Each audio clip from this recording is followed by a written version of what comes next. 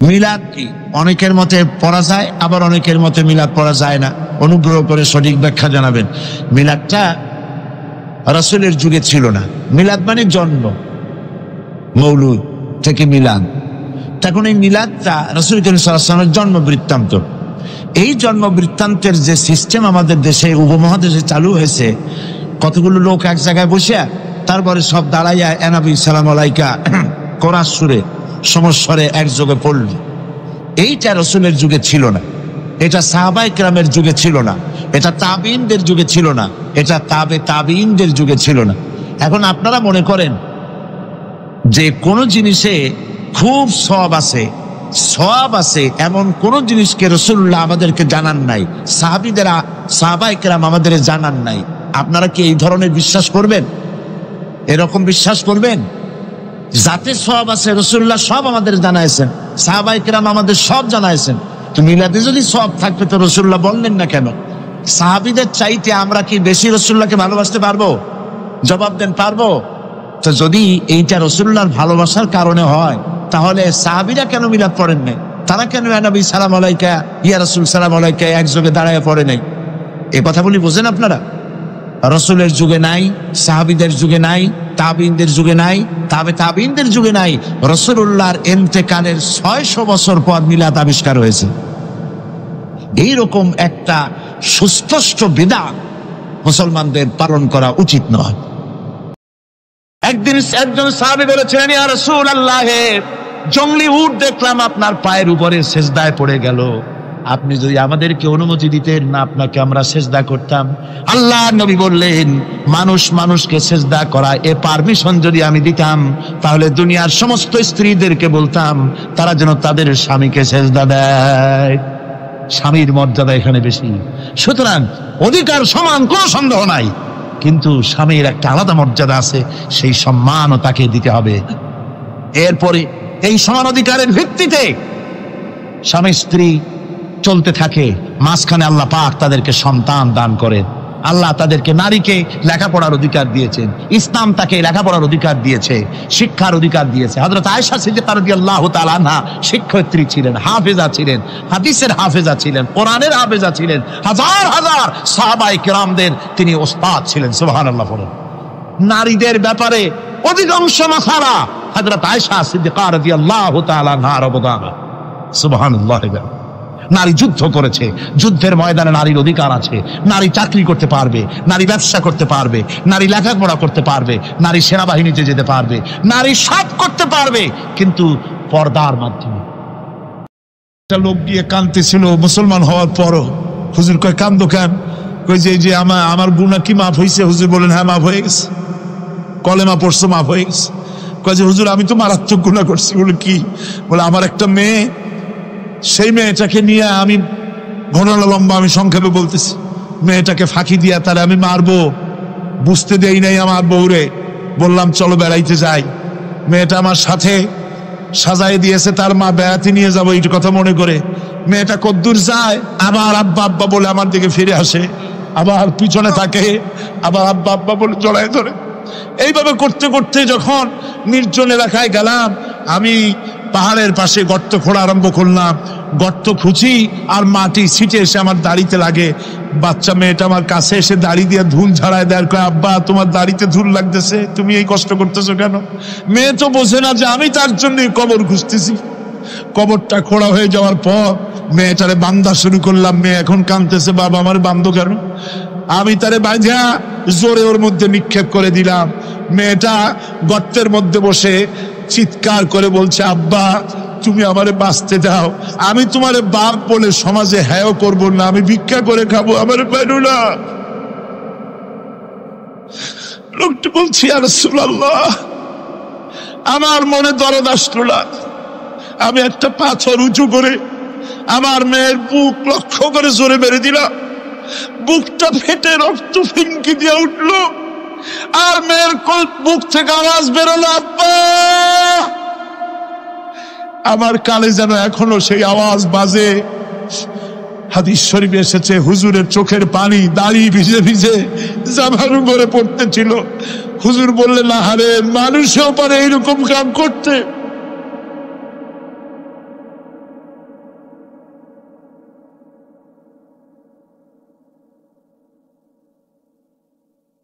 পৃথিবীতে নারীর যখন কোনো সম্মান ছিল না, মর্যাদা ছিল না, সেই সময় আমার রাসূল, আমার বিশ্বনবী নারীদেরকে সম্মানের হাত ধরে গর্তের ভিতর থেকে উঠাইয়া রানীর সিংহাসনে বসায় দিলেন।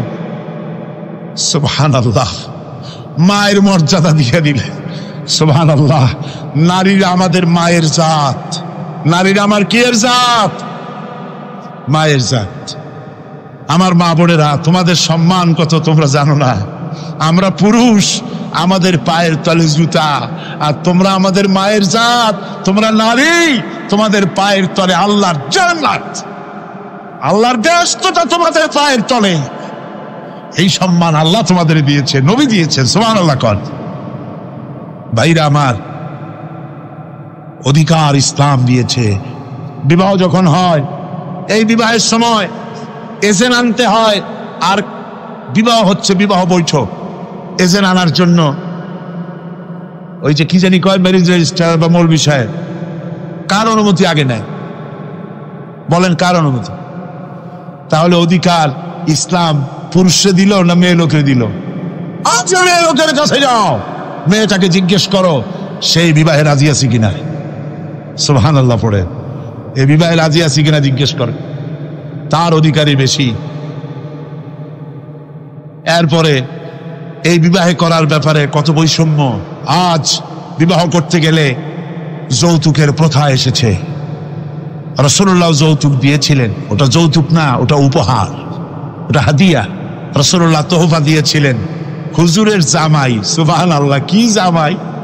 এক জামাই তো জিন্নুর আইন, যাকে ফেরেশতারা পর্যন্ত লজ্জা করত যারে দেখে, হযরত উসমান রাদিয়াল্লাহু তাআলা আনহু। আরেকজন হযরত আলী কাররামাল্লাহু ওয়াজহাহু। হযরত আলী, যার সম্পর্কে রাসূল পাক সাল্লাল্লাহু আলাইহি ওয়াসাল্লাম যাকে কত সম্মান দিয়েছেন, কত মর্যাদা দিয়েছেন, এই হলো হযরত আলী হুজুরের জামাই। আনা মদিনাতুল ইলম ওয়া আলিউম বাবুহা, আমি হলাম জ্ঞানের রাজ্য, আর আলী হলো সেই রাজ্যে প্রবেশের দরজা। সুবহানাল্লাহ। ভাইরা, এই হলো জামাই। আর মেয়ে খাতুনে জান্নাত, বিনতে রাসূল, বেহেশতের সমস্ত রমণীদের সরদারিনী মা ফাতিমাতুজ জাহরা রাদিয়াল্লাহু তাআলা আনহা। কি উপহার দিলেন বিয়েতে রাসূল! এই মেয়ে আর এই জামাই। উপহার হলো খেজুরের ছোবড়ার একটা তোষক, পানি উঠাবার জন্য একটা মশক, আর আটা পেশা একটা জাতা। এই হলো নবীর মেয়ে আর জামাইয়ের জন্য উপহার। রাসূলের প্রতি কি ভালোবাসা দেখেছেন হযরত উম্মে হাবিবা রাদিয়াল্লাহু তাআলা আনহা, আমাদের মা আবু সুফিয়ান রাদিয়াল্লাহু তাআলা আনহু, তার মেয়ে। তার কাছে আবু সুফিয়ান তখনও কাফের, সেই কুফরি হালতে মেয়ের ঘরে গিয়েছেন। যাওয়ার পরে হযরত উম্মে হাবিবা বাপ যখন বসতে গিয়েছেন, তখন উম্মে হাবিবা বলছেন যে আব্বা একটু দাঁড়ান। এই অবস্থায় দাঁড়াতে বলে বিছানাটা উল্টায়া দিয়া তারপরে বললেন যে বসেন। বাপ মনে খুব দুঃখ পেলেন। আবু সুফিয়ান বললেন, মা উম্মে হাবিবা, আমি তোমার পিতা, ভালো একটা বিছানা থাকলে তাই বিছায় দেওয়া উচিত ছিল, আর তুমি বিছানাটা উঠাইয়া তারপরে আমার খালি জায়গায় বসতে বললা, আমি তোমার ব্যবহারে আহত হলাম। হযরত উম্মে হাবিবা বলেন, আব্বা জান, নিশ্চয়ই আপনি আমার আব্বা, শ্রদ্ধেয় পিতা, কোনো সন্দেহ এতে নাই, কিন্তু আপনি একজন কাফের। আল্লাহর রাসূল যে বিছানায় বসেন, সেই বিছানা আমি একটা কাফেরকে বসতে দিতে পারি না। সুবহানাল্লাহ। তিনজনের দোয়া কবুল হবে আল্লাহর দরবারে। তার মধ্যে একজন হলেন মাজলুম ব্যক্তি, যে ব্যক্তি অত্যাচারিত, যে ব্যক্তি মুসাফির, প্রবাসী, তার দোয়া কবুল হবে। আর মা বাপ যদি সন্তানের জন্য দোয়া করে, ওই দোয়া আল্লাহ রব্বুল আলামিনের দরবারে মঞ্জুর হয়ে যায়। আল্লাহ রব্বুল আলামিন মা বাপ সম্পর্কে বলেন, মা বাবের জন্য আমার কাছে দোয়া করবি বান্দারা, আমার কাছে দোয়া করবি। দোয়াটা আল্লাহ পাক শেখাচ্ছেন, রব্বিরহামহুমা কামা রাব্বায়ানি সাগীরা। পড়েন সবাই, রব্বিরহামহুমা কামা রাব্বায়ানি সগীরা। একটু জিকির করেন লা ইলাহা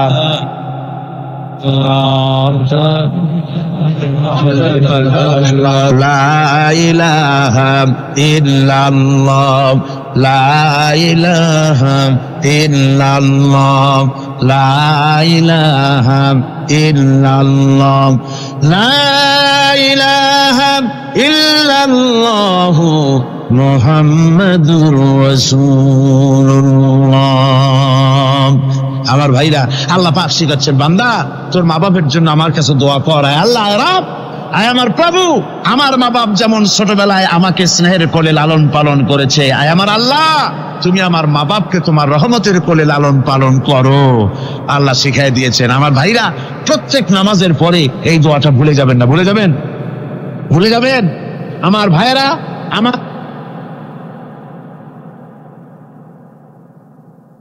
وَوَصَّيْنَا الْإِنسَانَ بِوَالِدَيْهِ إِحْسَانًا حَمَلَتْهُ أُمُّهُ كُرْهًا وَوَضَعَتْهُ كُرْهًا। আল্লাহ পাক বলেন, আমি পৃথিবীর সমস্ত মানব মণ্ডলীকে উপদেশ দিয়েছি, মা বাপকে সম্মান করো, শ্রদ্ধা করো, তাদের উপকার করো। তার কারণ হলো তোমার মা তোমাকে গর্ভে ধারণ করেছে অত্যন্ত কষ্টের সাথে। আল্লাহ বলতেছেন, মা তোমাকে গর্ভ ধারণ করেছে অত্যন্ত কষ্টের সাথে, এরপরে তোমাকে ডেলিভারি করেছেন অত্যন্ত কষ্টের সাথে, তোমাকে ডেলিভারি করেছেন।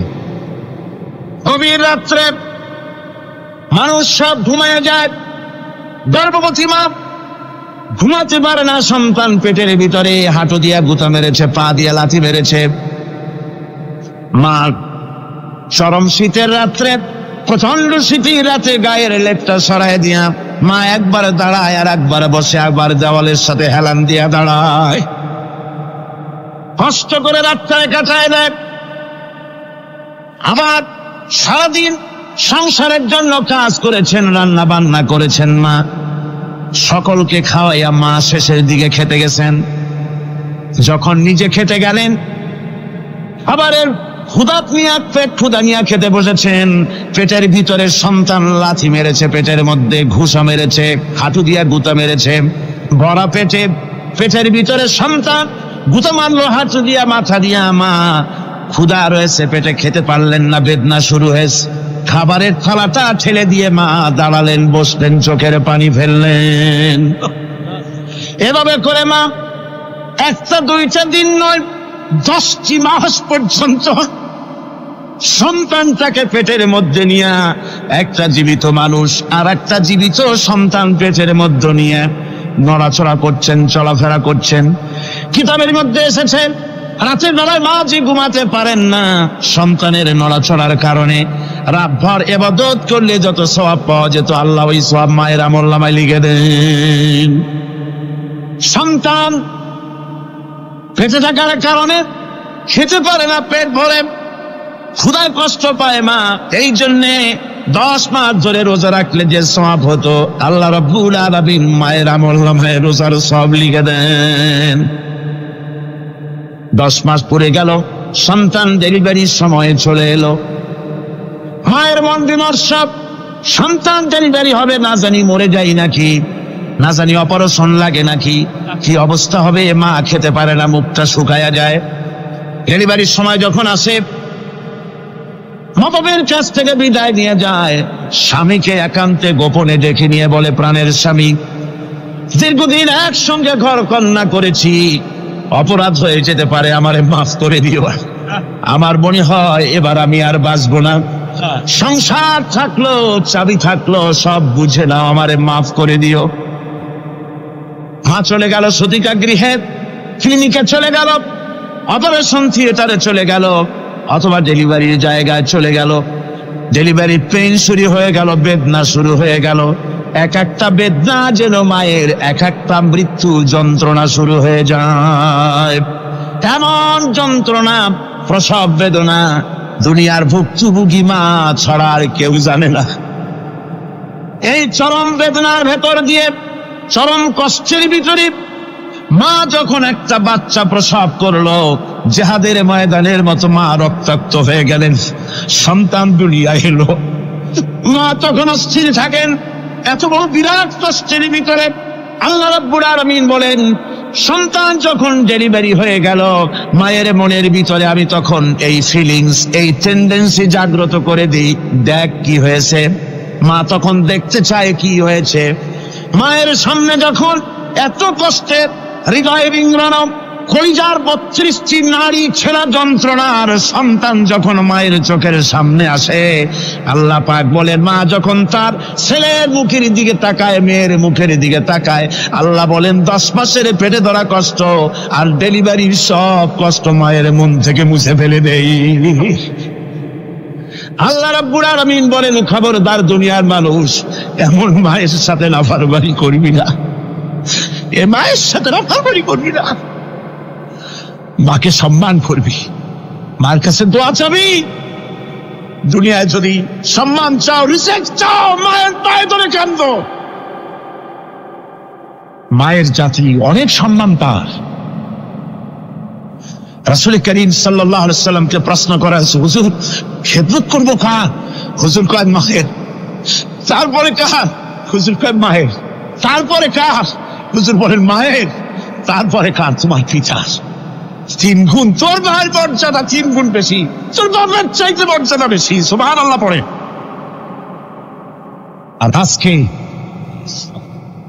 ইসলামের শত্রুরা তারা বলে যে ইসলাম নারীর অধিকার আদায় করে নাই। নারীর অধিকার ইসলাম দেয় নাই তো কে দিয়েছে? আমার বন্ধুগণ, বিশ্বনবী জনাবে মুহাম্মদ রাসূলুল্লাহ সাল্লাল্লাহু আলাইহি ওয়াসাল্লাম মসজিদে নববীর ভিতরে বসে আছেন। এক বৃদ্ধা মহিলা মসজিদের মধ্যে প্রবেশ করলেন। হুজুর বৃদ্ধাকে দেখে দাঁড়ায় গেলেন, বিশ্বনবী বুড়ি মেয়ে লোককে দেখে দাঁড়ায় গেলেন। আল্লাহর নবী বুড়িকে দেখে দাঁড়ালেন। বুড়ি যখন কাছে এলেন, আল্লাহর নবী নিজের গায়ের চাদর বুড়ির জন্য বিছায়া দিলেন। বুড়ি বসলেন। এরপরে কথাবার্তা সারার পর বুড়ি যখন বিদায় হবেন, হুজুর আবার দাঁড়ালেন। বুড়ি মহিলা চলে গেলেন। সাহাবায়ে কেরাম বলেন, ইয়া রাসূলুল্লাহ, কিছুই বুঝলাম না, একজন বৃদ্ধা মহিলার জন্য বিশ্বনবী দাঁড়ান আর গায়ের চাদর বিছান, আমরা বড় আশ্চর্য হয়ে গেলাম। নবীজি বলেন, ও আমার সাহাবীরা, তোমরা জানো না, এই মহিলাকে চিনতে পারো নাই। আমি আমার মায়ের দুধ আমার জীবনে কিসমতে তেমন হয় নাই। আমি আমার মায়ের দুধ তেমন কিসমতে পাই নাই। যার বুকে দুধ খেয়ে, যার কোলে কাখে চড়ে আমি বড় হয়েছি, আমার সেই দুধ মা, ইনি হযরতে হালিমাতুস সাদিয়া, আমার সেই দুধ মা। রাসূলুল্লাহ নিজে সম্মান দিয়েছেন মায়ের। খবরদার, মাকে অসম্মান করবেন না, মাকে সম্মান করবেন, মাকে শ্রদ্ধা করবেন। আমার বন্ধুগণ, আলেম ওলামা পীর বুজুর্গদের জন্য হাদিয়া তো দেন আপনারা, কোনো নিষেধ নাই, দেন। হাদিয়া দেওয়া সুন্নত, নেওয়া সুন্নত, দিবেন, আমি কোনো নিষেধ করি না। কিন্তু আমি বলতে চাই, পীর বুজুর্গদের কাছে, আলেম ওলামাদের কাছে হাদিয়া দিয়া আল্লাহরে যত না খুশি করতে পারবেন, এই ডালিম বেদানার মৌসুমে বেদানা একটা ভেঙে নিজ হাতে যদি মায়ের মুখে তুলে দেন, আল্লাহর আরশ খুশি হয়ে যাবে, আল্লাহর আরশ আজিম খুশি হয়ে যাবে, আল্লাহ পাক খুশি হয়ে যাবে। মায়ের খাওয়াও, বাপ তো খাওয়াও, তোমার সবচেয়ে বড় প্রিয় জিনিস। সুবহানাল্লাহ বলে, সুবহানাল্লাহ। মা বাপ যদি একটু দোয়া করে দেয়, তোমার জিন্দেগির কাম শেষ। একটু বদদোয়া করলে জাহান্নামে যাবা। কোন পীর সাহেব বদদোয়া করলে জাহান্নামে যাবে এমন কথা নয়। কোন মওলানা বদদোয়া করলে দোজখে যাবে এমন কথা নয়। রাসূল বলেছেন, হুমা জান্নাতুকা ওয়া নারুকা। মা বাপ তোমার বেহেশত, মা বাপ তোমার জাহান্নাম। মা বাপ যদি অসন্তুষ্ট হয়, দোজখে যাবি, আর মা বাপ যদি খুশি, আল্লাহর জান্নাতে চলে যাবি। সুবহানাল্লাহ, সুবহানাল্লাহ, সুবহানাল্লাহ। মায়ের পায়ের তলে তোর বেহেশত। আমরা পুরুষ, আমাদের গত বছরও বলেছি, আমরা পুরুষ, আমাদের পায়ের তলে জুতা। আমাদের পায়ের তলে কি? শুধু জুতা। আর আমার মা, আমার মায়ের জাতি যারা এই প্যান্ডেলে বসে আছেন, আমার মায়েরা, বোনেরা, মায়ের জাতি যারা পৃথিবীতে, মায়ের জাতি পায়ের তলে আল্লাহর বেহেশত। সুবহান। নারীর মর্যাদা ইসলাম দেয় নাই, কে দিয়েছে? আল্লাহ দিয়েছেন, আল্লাহর রাসূল দিয়েছেন। আর আমার মা, আমার মায়ের জাতি যারা এই প্যান্ডেলে বসে আছেন, আমার মায়েরা বোনেরা, মায়ের জাতি যারা পৃথিবীতে, মায়ের জাতি পায়ের তলে আল্লাহর বেহেশত। সুবহান। নারীর মর্যাদা ইসলাম দেয় নাই, কে দিয়েছে? আল্লাহ দিয়েছেন, আল্লাহর রাসূল দিয়েছেন। আমার বন্ধুগণ, হযরত বায়জিদ বুস্তামি, ছোট্ট বাচ্চা ছেলে, গভীর রাত্রে মা অসুস্থ, পানির পিপাসায় জেগে উঠেছেন। বাবারে পিপাসায় শেষ হয়ে গেলাম, পানি দাও। ছেলে ঘরের ভিতরে পানি না পেয়ে বাইরে দৌড়াদৌড়ি করলেন। অনেক দূর থেকে পানি নিয়ে এসে দেখেন মা ঘুমায় গেছেন। পানি নিয়ে দাঁড়ানো পৌষ মাস, মাঘ মাসের শীতের রাত, ফজরের সময় মায়ের ঘুম ভেঙে গেল। তাকিয়ে দেখেন বাইজিদ দাঁড়ানো, হাতে পানি থরথর করে কাঁপছে। জিজ্ঞাসা করে, বাইজিদ তুমি দাঁড়ানো কেন? ছোট্ট বাচ্চা বলে, মা পানি চেয়েছিলে তুমি গভীর রাত্রে, পানি ঘরে ছিল না, অনেক দূর থেকে আনতে হয়েছে। মা বলছে, ঘুমাও নাই কেন গ্লাস ছুঁয়া? বাচ্চা বলে, ঘুমাই নাই। তুমি যদি আবার পানি চাও, সময় মতো যদি দিতে না পারি, মা তোমার কষ্ট হবে। এই জন্য ফজর পর্যন্ত আমি দাঁড়ায় আছি, কখন তুমি পানি চাও। মা হাতের থেকে পানি নিয়ে পান করলেন। বাইজিদকে বিছানার উপরে আরাম করে কম্বল দিয়ে ঘুম পড়াইয়া দিলেন। হযরত বাইজিদের মা উযু করে ফজরের নামাজ পড়ে সিজদায় চলে গেলেন। চিৎকার মেরে কেঁদে বলেন, আমার রব, আমার আল্লাহ, আমি আমার বাইজিদের মা, আমি মা হয়ে বাইজিদের জন্য দোয়া করি। বাইজিদ আমার জন্য আজকে যা করেছে, আমি মা, আমার কলিজা ঠান্ডা হয়ে গেছে। হায় আল্লাহ, আমি বাইজিদের জন্য দোয়া করি, তুমি তাকে সুলতানুল আরিফিন বানাইয়া দিও। মঞ্জুর হয়ে গেল আল্লাহ পাকের কাছে দোয়া। আমার ভাইরা, আল্লাহ পাক বলছেন, খবরদার আমার ইবাদতের পরে মা বাপ, আল্লাহর ইবাদতের পরে কারা? মা বাপ। মা বাপকে সম্মান করো, শ্রদ্ধা করো, মোহাব্বত করো, কিসমত খুলে যাবে, কিসমত খুলে যাবে। মা বাপকে সম্মান করো। হযরত আবু হুরায়রা রাদিয়াল্লাহু তাআলা আনহু রাসূলের সামনে এসে কাঁদতেছে। হুজুর বলছেন, আবু হুরায়রা কাঁদো কেন? কাঁদো কেন? রাতের বেলা কাঁদো। হযরত আবু হুরায়রা বলছেন, হুজুর আমাকে মা মেরেছেন। হুজুর বলছেন, মা মারলো কেন? কোন অপরাধ করেছো? কোন গোস্তাখি করেছো? আবু হুরায়রা বলছেন, না হুজুর, কোন গোস্তাখি করি নাই, তবে মারলো কেন? হযরত আবু হুরায়রা বলছেন, হুজুর আমি আপনার দরবার থেকে ফিরতে রাত হয়ে গিয়েছিল। মা জিজ্ঞেস করলেন, আবু হুরায়রা এত রাত্রে কোথায় ছিলি? বললাম, আমি ছিলাম যে কদম চুমতে পারলে দুনিয়া ধন্য হয়, সেই দরবারে নববীর কদম মুবারক থেকে আসতে আমার দেরি হয়েছে। আমার মা মুশরিকা, আপনার নাম শুনে তার গায়ে আগুন জ্বলে উঠলো, আমাকে ধরে মারা আরম্ভ করলো।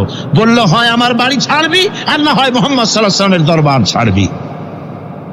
আমি বললাম, আমার মা, তুমি বুড়ি মানুষ, তোমার গায়ে যত শক্তি আছে সমস্ত শক্তি দিয়ে আমারে পিটাও, আমারে মারো। মারতে মারতে আমাকে বাড়ি থেকে তুমি বের করে দাও। তোমার বাড়ি শুদ্ধ, তাম দুনিয়া ছেড়ে দিতে পারি, আল্লাহর নবীর কদম মোবারক ছেড়ে দিতে পারি না। হুজুর আমার মা আমাকে গলা ধাক্কা দিয়ে বের করে দিয়েছেন। হুজুর বলছেন, আবু হুরায়রা তোমার মা তোমাকে মেরেছে, তুমি আমার কাছে নালিশ করছো? আমার তো এখানে ইন্টারফেয়ার করার কিছুই নেই। সুবহানাল্লাহ, সুবহানাল্লাহ। মা তোমাকে মেরেছে, এখানে আমার করার কিচ্ছু নাই। বিশ্বনবী বলছেন, এত বড় পাওয়ারফুল নবী, লেজিসলেটিভ পাওয়ার, সারে আল্লাহ তাকে বানিয়েছেন শরীয়ত প্রণেতা। কোরআন শরীফ, কোরআন শরীফে শুধু হালাল ও হারামের, হালাল এবং হারামের, বৈধ এবং অবৈধের সীমারেখা শুধু কোরআনই ঠিক করেন, রাসূলের জন্য আল্লাহ ছেড়ে দিয়েছেন। আল্লাহ রাসূলও হারাম, হালাল এবং হারামের বৈধতা অবৈধতার সীমারেখা নির্ধারণ করেছেন। এত বড় ক্ষমতা তা, এত বড় পাওয়ারফুল বিশ্বনবী, তিনি বলছেন, মা মেরেছে, আমার করার কিছু নাই। চিন্তা করেন কত বড় কথা, এ কথার লোড কত। হযরত আবু হুরায়রা বলেন, ইয়া রাসূলুল্লাহ, মা আমাকে মেরেছেন, আমি আল্লাহর নবীর কাছে মায়ের বিরুদ্ধে নালিশ করতে আসি নাই।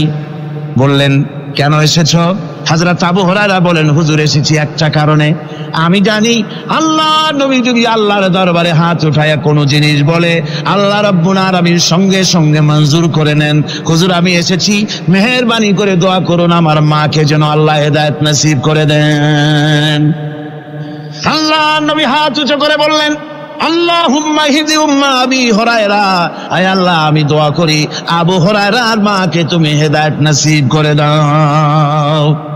রাসূলুল্লাহ দোয়া করছেন আর আবু হুরায়রা সমানে দৌড়াচ্ছেন। তিনি দৌড়াচ্ছেন, পিছন থেকে কয়েকজনে আবু হুরায়রার জামা টেনে ধরেছে, দৌড়।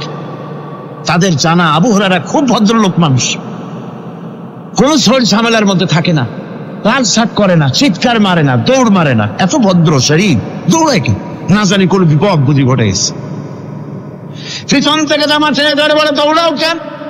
হযরত আবু হুরায়রা জামা সাহাবীর হাত থেকে ছিনায় নিয়ে বলেন, জামা ছেড়ে দাও, আমাকে দৌড়াতে দাও। আমি দৌড়াইয়া বাড়িতে দেখতে চাই, আমি দৌড়াই আগে আমার বাড়ি পৌঁছতে পারলাম না, আমি যাওয়ার আগে আমার আল্লাহর নবীর দোয়া আমার বাড়ি পৌঁছে গেছে, আমি এইটা দেখতে চাই। হযরত আবু হুরায়রা বাড়িতে গিয়ে দরজা নক করলেন, ভেতর থেকে আওয়াজ এলো, কে?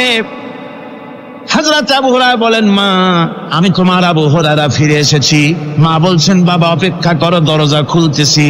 হযরত আবু হুরায়রা বলেন, মায়ের গলার আওয়াজের ভিতরে শিরকিয়াতের কর্কশতা পেলাম না, মায়ের গলার আওয়াজের ভিতরে তাওহীদের গন্ধ পেলাম। আমার মনে হলো নবীজির নিক্ষিপ্ত তীর তার নিশানায় পৌঁছে গেছে। কিছুক্ষণ পর মা আমার বেরিয়ে এলেন, মাথা থেকে চুলের থেকে বুড়ি মানুষ, সাদা চুলের ভিতর থেকে পানি পড়তেছে। মা বলল, বাবারে তোমারে মারার পর আমি বড় অনুতপ্ত হয়েছি, অনুশোচনা করেছি, আমি গোসল করেছি, মনে মনে ভাবলাম আমার ছেলে তো কোনো খারাপ জায়গায় যায় নাই, কেন তারে মারলাম? আমি বড় লজ্জায় পড়েছি তোমারে মেরে। ও আমার আবু হুরায়রা, আমি গোসল করেছি, পবিত্র হয়ে গেছি, জলদি করে আমাকে নিয়ে চলো বিশ্ব নবী জনাবে মুহাম্মদুর রাসূলুল্লাহর দরবারে।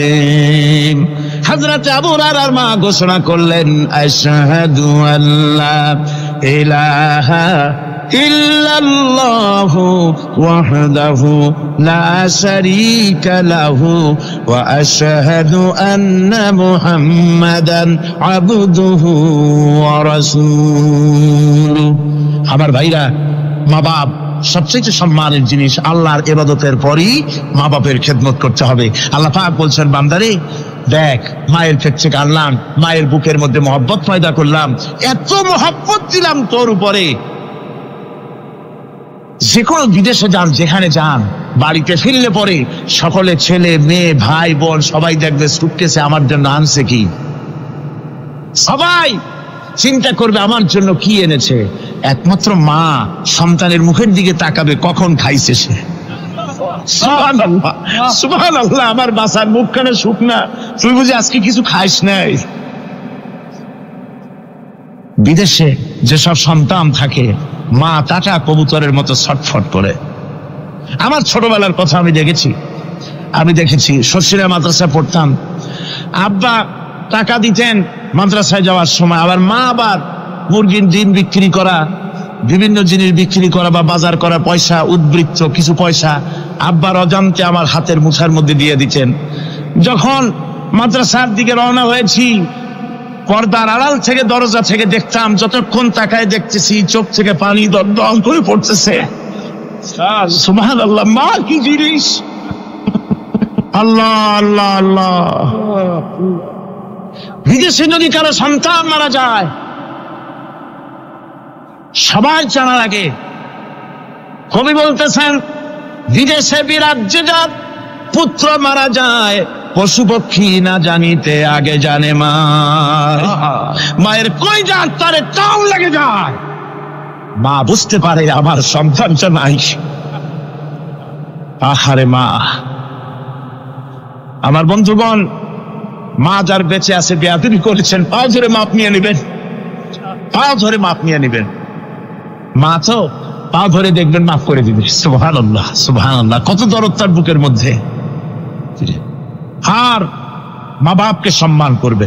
যাক, এই বিষয়ের উপরে আমি আর যেতে চাই না। সত্যি আপনাদের বললাম, এই বিশাল জনতাকে বললাম, সবচাইতে বড় পীর আপনার জন্য আপনার মা বাপ। সবচেয়ে বড় পীর কে? মা বাপ।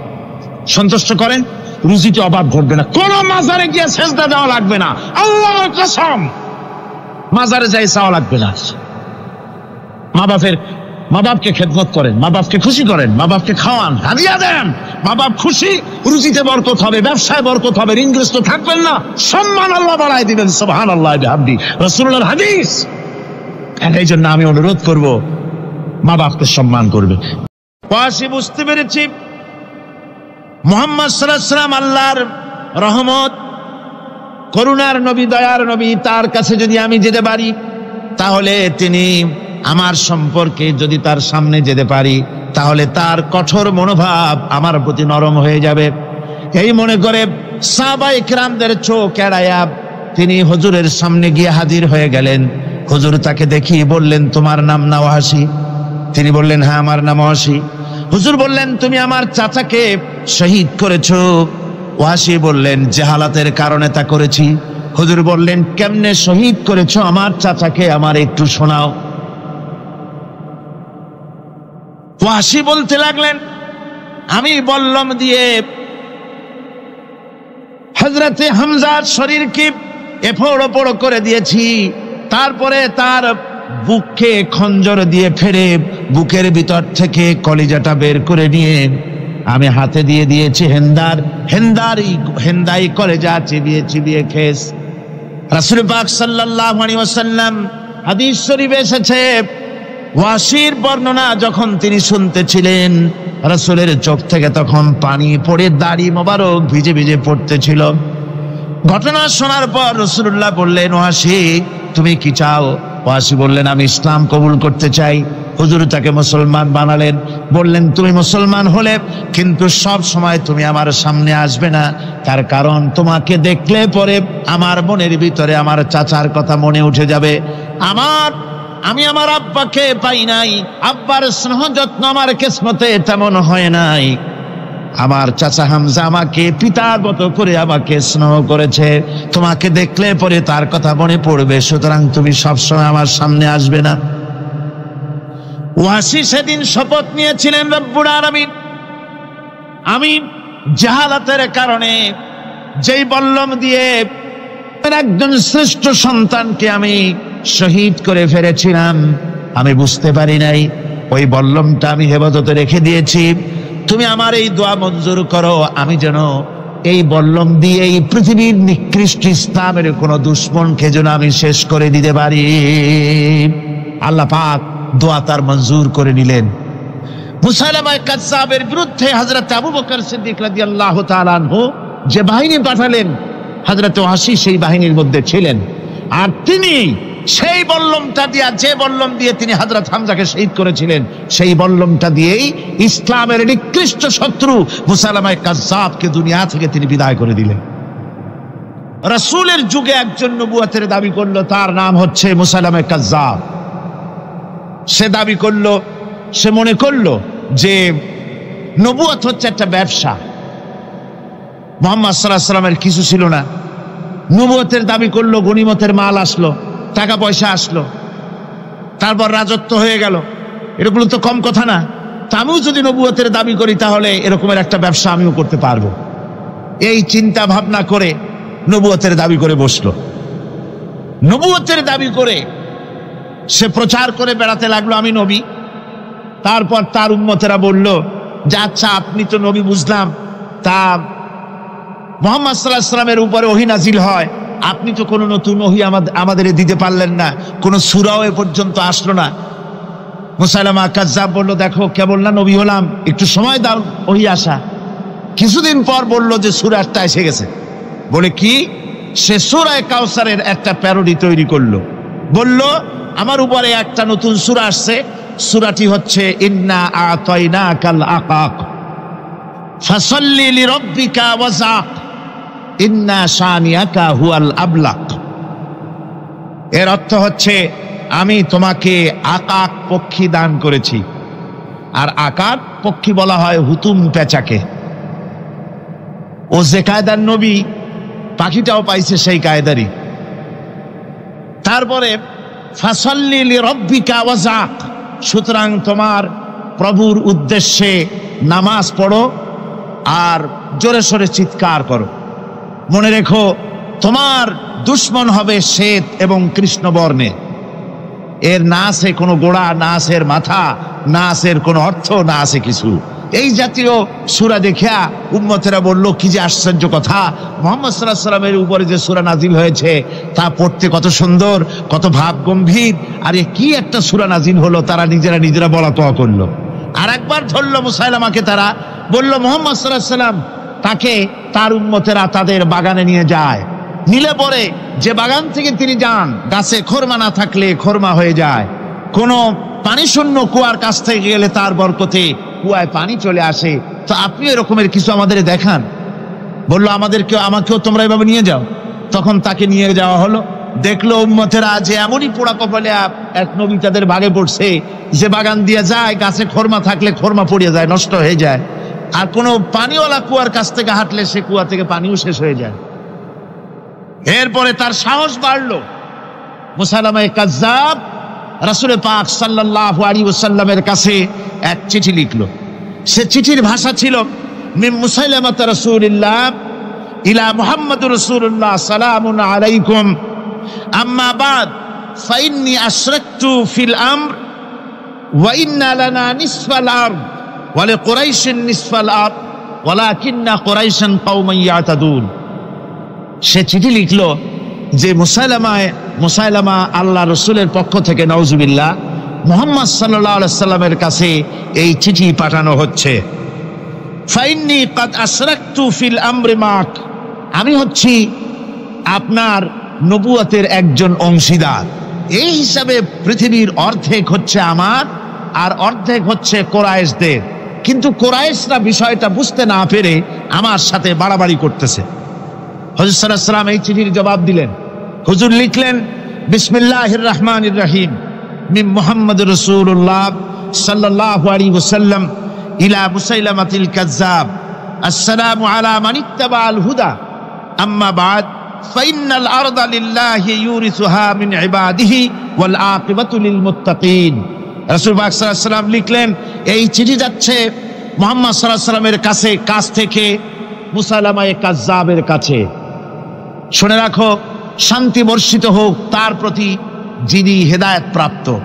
এই পৃথিবীর উত্তরাধিকারী হচ্ছে কেবলমাত্র আল্লাহ পাকের সেই সব বান্দারা যারা নাকি আল্লাহর গোলাম, আল্লাহর একান্ত আল্লাহর আইন এবং কানুনকে মেনে যারা চলে। আর পরকাল হচ্ছে সেই সমস্ত লোকেদের জন্যই। মুসাইলামা কাজ্জাবের মুয়াজ্জিন যারা, তারাও জানতো, তারাও জানতো যে লোকটা মিথ্যেবাদী। তো কিছু মাল পানি পাওয়া যায়, টাকা পয়সা পাওয়া যায়, সাথে থাকলে কিছু খাওয়াটাও যায়, এই জন্য তার সাথে থাকতো।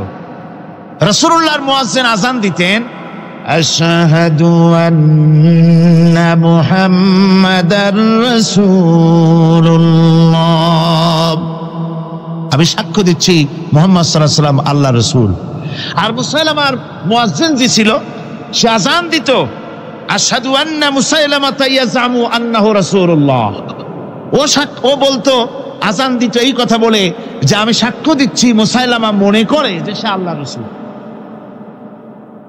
আমার ভাইরা, এরপরে মুসাইলামা কাজ্জাবের বিরুদ্ধে হযরত আবু বকর সিদ্দিক রাদিয়াল্লাহু তাআলা আনহু 40,000 লোকের একটা বিশাল বাহিনী, সাহাবায়ে কেরামদের এক বিশাল বাহিনী পাঠিয়ে দিলেন মুসাইলামা কাজ্জাবের বিরুদ্ধে লড়াই করার জন্য। এর সিবাসারার ছিলেন হযরত খালিদ বিন ওয়ালিদ। এই জিহাদে যাওয়ার সময় ওয়াহশী রাদিয়াল্লাহু তাআলা আনহু, যিনি হযরত হামজা রাদিয়াল্লাহু তাআলা আনহুর কাতিল ছিলেন। হুজুর সাল্লাল্লাহু আলাইহি ওয়াসাল্লাম ফতহ মক্কার দিনে সকলকে ক্ষমা করে দিয়েছিলেন, কিন্তু 5 জন নারী আর 6 জন পুরুষ সম্পর্কে বলেছিলেন, এদেরকে যেখানে পাও সেখানে হত্যা করো। এর মধ্যে ওয়াসি একজন। ওয়াসি বুঝতে পেরেছি মুহাম্মদ সাল্লাল্লাহু আলাইহি ওয়াসাল্লাম আল্লাহর রহমত, করুণার নবী, দয়ার নবী, তার কাছে যদি আমি যেতে পারি তাহলে তিনি আমার সম্পর্কে, যদি তার সামনে যেতে পারি তাহলে তার কঠোর মনোভাব আমার প্রতি নরম হয়ে যাবে। এই মনে করে সাহাবায়ে কেরামদের চোখ এড়ায়া তিনি হুজুরের সামনে গিয়ে হাজির হয়ে গেলেন। হুজুর তাকে দেখিয়ে বললেন, তোমার নাম না ওয়াসি? তিনি বললেন, হ্যাঁ আমার নাম ওয়াসি। হুজুর বললেন, তুমি আমার চাচাকে শহীদ করেছো? ওয়াসি বললেন, জাহালাতের কারণে তা করেছি। হুজুর বললেন, কেমনে শহীদ করেছো আমার চাচাকে, আমার একটু শোনাও। ওয়াসি বলতে লাগলেন, আমি বল্লম দিয়ে হযরতে হামজার শরীরকে এফোড় ওপড় করে দিয়েছি, তারপরে তার বুককে খঞ্জর দিয়ে ফেরে বুকের ভিতর থেকে কলিজাটা বের করে নিয়ে আমি হাতে দিয়ে দিয়েছি হেন্দাই কলেজা চিবিয়ে চিবিয়ে খেস। রাসূল পাক সাল্লাল্লাহু আলাইহি ওয়াসাল্লাম, হাদিস শরীফে এসেছে, ওয়াসির বর্ণনা যখন তিনি শুনতেছিলেন রাসূলের চোখ থেকে তখন পানি পড়ে দাড়ি মোবারক ভিজে ভিজে পড়তেছিল। ঘটনা শোনার পর রাসূলুল্লাহ বললেন, ওয়াসি তুমি কি চাও? ওয়াসি বললেন, আমি ইসলাম কবুল করতে চাই। হুজুর তাকে মুসলমান বানালেন। বললেন, তুমি মুসলমান হলে কিন্তু সব সময় তুমি আমার সামনে আসবে না, তার কারণ তোমাকে দেখলে পরে আমার মনের ভিতরে আমার চাচার কথা মনে উঠে যাবে। আমি আমার আব্বাকে পাই নাই, আব্বার স্নেহ যত্ন আমার কিসমতে তেমন হয় নাই। আমার চাচা হামজা আমাকে পিতার মতো করে আমাকে স্নেহ করেছে, তোমাকে দেখলে পরে তার কথা মনে পড়বে, সুতরাং তুমি সবসময় আমার সামনে আসবে না। ওয়াসি সেদিন শপথ নিয়েছিলেন, রব্বুল আলামিন, আমি জাহালাতের কারণে যেই বল্লম দিয়ে একজন শ্রেষ্ঠ সন্তানকে আমি শহীদ করে ফেলেছিলাম, আমি বুঝতে পারি নাই, ওই বল্লমটা আমি হেফাজতে রেখে দিয়েছি। তুমি আমার এই দোয়া মঞ্জুর করো, আমি যেন এই বল্লম দিয়ে এই পৃথিবীর নিকৃষ্ট ইসলামের কোন দুশ্মনকে যেন আমি শেষ করে দিতে পারি। আল্লাহ পাক দোয়া তার মঞ্জুর করে নিলেন। মুসাইলামা কাযযাবের বিরুদ্ধে হযরত আবু বকর সিদ্দিক রাদিয়াল্লাহু তাআলা আনহু যে বাহিনী পাঠালেন, হযরত ওয়াসি সেই বাহিনীর মধ্যে ছিলেন। আর তিনি সেই বল্লমটা দিয়া, যে বল্লম দিয়ে তিনি হযরত হামজাকে শহীদ করেছিলেন, সেই বল্লমটা দিয়েই ইসলামের নিকৃষ্ট শত্রু মুসাইলামা কাযযাবকে দুনিয়া থেকে তিনি বিদায় করে দিলেন। আমার ভাইরা, রাসূল পাক সাল্লাল্লাহু আলাইহি সাল্লামের ইন্তেকালের পর এ পর্যন্ত নবুয়তের যারা দাবি করেছে, এক হিসাবে জানা গেছে 28 জন দাবি করা হয়ে গেছে। রাসূল বলেছেন, আমার পরে 30 জন মিথ্যেবাদী নবুয়তের দাবি করবে। কতজন করবে? 28 জন হয়ে গেছে, বাকি আছে কত? এর মধ্যে গোলাম আহমদ একজন। গোলাম আহমদ দাবি করলো যে আমি নবী। তার অনেকগুলি বই কিতাব সে লিখলো। বইয়ের মধ্যে এক জায়গায় সে লিখেছে, তার বইয়ে এক জায়গায় লিখেছে যে আমি স্বপ্নে দেখলাম আল্লাহ আমার সামনে উপস্থিত। আল্লাহ আমার সামনে এসেছেন পুরুষের আকৃতিতে, আর আমি তখন স্বপ্নের ভিতরে আমি নিজেকে একজন নারীর মতোই মনে করলাম। স্বপ্নের ভেতরেই আল্লাহ পাক পুরুষ হিসাবে আমাকে ব্যবহার করলেন। আমি স্বপ্নের মধ্যেই গর্ভবতী হলাম এবং স্বপ্নের ভিতরে আমি গোলাম আহমদ মসিহে রূপান্তরিত হয়ে গেলাম। নাউযুবিল্লাহি মিন যালিক। গোলাম আহমদ বলছে, আল্লাহ পাক ওহীর মাধ্যমে আমাকে জানিয়েছেন, আল্লাহ আমাকে বলেছেন, গোলাম আহমদ তুমি হচ্ছ আমার সন্তান তুল্য। নাউযুবিল্লাহি মিন যালিক। এইভাবে অসংখ্য মিথ্যে কথা দিয়ে বইপত্র রচনা করেছে। লোকেরা তার কাছে নবুয়তের প্রমাণ চেয়েছে। আসলে শরীয়তের বিধান হচ্ছে, হুজুরের পরে যদি কেউ নবুয়তের দাবি করে তাহলে তাকে সে নবী কিনা এর কোনো প্রমাণ তার কাছে চাওয়াও জায়েজ নাই। যেহেতু প্রমাণ চাইতে গেলে বোঝা যায়, সন্দেহ হয়, কিছুটা প্রমাণ দিতে পারলে তাহলে সে নবী হবে। কথা বুঝতে পেরেছেন? এই জন্য রাসূলের পরে যদি কেউ নবুয়তের দাবি করে তাহলে তার কাছে নবুয়তের দাবির কোনো প্রমাণও চাওয়া যাইবে না। বিনা প্রমাণে রাসূলের পরে নবুয়তের দাবি যেই করবে সে কি হবে? জোরে বলেন কি হবে? কাফের হয়ে যাবে। দুনিয়ার সমস্ত উলামা, সমস্ত মুহাদ্দিস, সমস্ত মুফাসসির, দুনিয়ার সমস্ত মুফতি সব একমত, কোনো দ্বিমত নাই, গোলাম মোহাম্মদ কাদিয়ানী কাফের। তার অনুসারীরাও তার জামানায় মাওলানা আতাউল্লাহ শাহ বুখারী রাহমাতুল্লাহ আলাইহি তার সঙ্গে একটা বহস হলো। যেহেতু গোলাম মোহাম্মদ বলেছিল যে আমার এই 40 দিনের মধ্যে কেউ প্রতিবাদ করুক যেগুলি আমার ওহী নয়।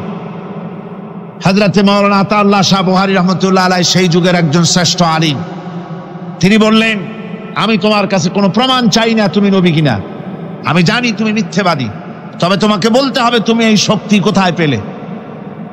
গোলাম মোহাম্মদ বলল কোরআন শরীফেই আছে আমার এই শক্তির উৎস। কোথায়? বলল যে এই যে আয়াতটা আমি আপনাদের সামনে তেলাওয়াত করেছি, ঈসা আলাইহিস সালামের ওই কথাই গোলাম মোহাম্মদ বলল যে হযরত ঈসা আমার সম্পর্কে বলেছেন ইয়াতি মিন বাদি ইসমুহু আহমদ, আমার পরে একজন নবী আসবেন, রাসূল আসবেন, তার নাম হবে আহমদ, আমি সেই আহমদ। মাওলানা আতাউল্লাহ বুখারী বলছেন তোমার নাম তো আহমদ না, তোমার নাম হচ্ছে গোলাম আহমদ।